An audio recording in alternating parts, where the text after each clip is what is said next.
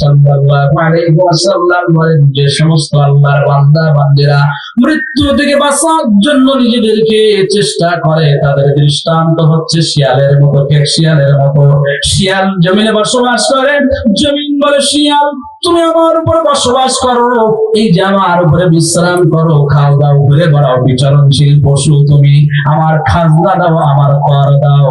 শিয়ালের কাছে যখন জমিন খাজনা চাই, কর চার, শিয়াল ওখান থেকে আবার অন্য জায়গায় চলে যায়, যেখানেই যায় সেখানেই জমিনের সঙ্গে সাক্ষাৎ হয়ে যায়, মাটির সঙ্গে সাক্ষাৎ হয়ে যায়।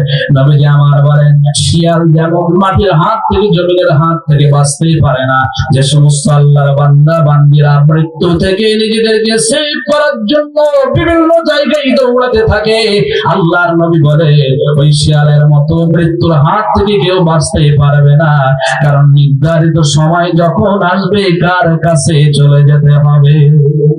সবাই সাধারণ করে বলেন, কার কাছে যেতে হবে?